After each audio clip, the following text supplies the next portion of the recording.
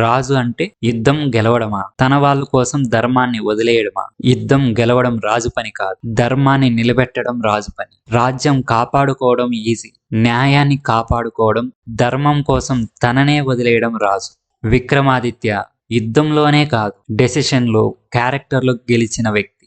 ఆయన ఒక bench mark. History చాలా మంది రాజులను క్రియేట్ చేసింది, కానీ హిస్టరీని క్రియేట్ చేసిన రాజు విక్రమాదిత్య. ఈ కథ హిస్టరీ బుక్కుల్లో ఉండదు. ఈ కథ మీకెవరూ చెప్పి ఉండరు. కానీ ఈ కథలో అడిగే క్వశ్చన్స్ అందరినీ టెస్ట్ చేస్తుంది. ఇది ఒక రాజు గురించి కాదు, ఇది ఒక క్యారెక్టర్ గురించి. విక్రమాదిత్య అంటే పవర్తో రూల్ చేసిన వ్యక్తి కాదు, క్యారెక్టర్తో రూల్ చేసిన వ్యక్తి. మనకందరికీ తెలిసింది విక్రమాదిత్య అంటే మర్రి చెట్టు దగ్గర బేతాళుల కథలు. ఇదే మనకి తెలిసింది. కానీ విక్రమాదిత్య అంటే ఇంకా తెలుసుకోవడానికి చాలా ఉంది. విక్రమాదిత్య పవర్తో రూల్ చేసిన రాజు కాదు, తన క్యారెక్టర్తో రూల్ చేసిన రాజు. మనమైతే సొంత కొడుకు తప్పు చేస్తే ఏం చేస్తాం? శిక్షిస్తామా?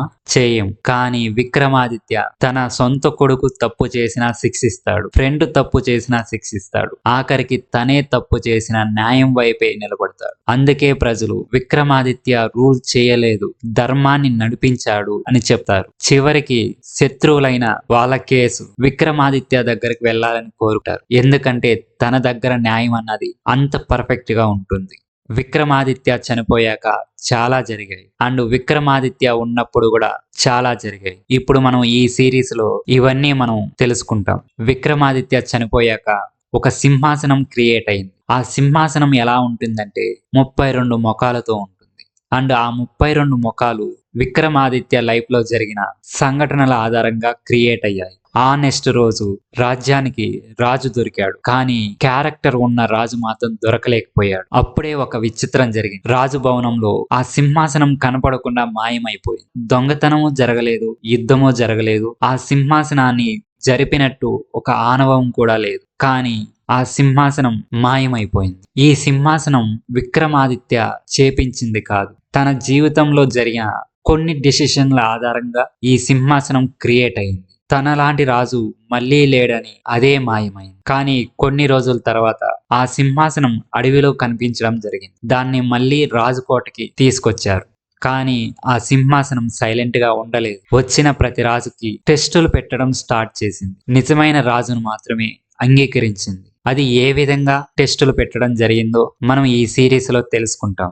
ఈ సింహాసనం దగ్గర ఒక రూల్ ఉంది. ఆ సింహాసనం పైన కూర్చోవాలంటే రాజుగా పుట్టితే సరిపోదు, రాజుగా నిలబడగలగాలి, క్యారెక్టర్ ఉండాలి. అంటే క్యారెక్టర్ ని టెస్ట్ చేసుకోవాలి. ఆ సింహాసనం రాజులకి క్యారెక్టర్ టెస్ట్ చేయడం స్టార్ట్ చేసింది. చాలా మంది భయపడిపోయారు, రాజ్యాన్ని వదిలి వెళ్ళిపోయారు. రాజులే సొంతంగా ఆ సింహాసనాన్ని వద్దనుకున్నారు. అంత పవర్ఫుల్ సింహాసనం అది. ఈ సింహాసనం ప్యాలెస్ లో ఉందా లేదా, ఇది నిజమా కాదా అనేది మనం పక్కన పెట్టామంటే, ఈ సింహాసనం చెప్పే కథలన్నది చాలా ఇంపార్టెంట్. ఇవి మన క్యారెక్టర్ ని డిసైడ్ చేస్తుంది. ఇవి హిస్టరీ బుక్కుల్లో లేదు, అలా అని మిత్తు కాదు, మాటల ద్వారా వ్యాపించిన కథలు. మీకు తెలియని ఈ కథని మిస్ అవ్వకూడదంటే మన ఛానల్ని సబ్స్క్రైబ్ చేయండి. కొన్ని రాజులు దీన్ని మూవ్ చేయడానికి కూడా ట్రై చేశారు, కానీ జరగలేదు. దీన్ని దూరంగా పెట్టడానికి కూడా ట్రై చేశారు, కానీ అది వెళ్ళలేదు. దాన్ని పాడు చేయడానికి కూడా ట్రై చేశారు, కానీ అది బద్దలవ్వలేదు. అంటే ఎంత పవర్ఫుల్ సింహాసనమో మీరే అర్థం చేసుకోండి. ఈ సిరీస్ లో నేను చెప్పబోయే 32 కథలు, 32 టెస్టులు. ప్రతి ఎపిసోడ్ లో ఒక రాజు ఫెయిల్ అయ్యే సిచ్యువేషన్, అండ్ ప్రతి ఎపిసోడ్ లో ఒక క్వశ్చన్. ఈ డెసిషన్ మీరు తీసుకోగలరా? నెక్స్ట్ ఎపిసోడ్ నుండి ఫస్ట్ టెస్ట్ స్టార్ట్ అవుతుంది.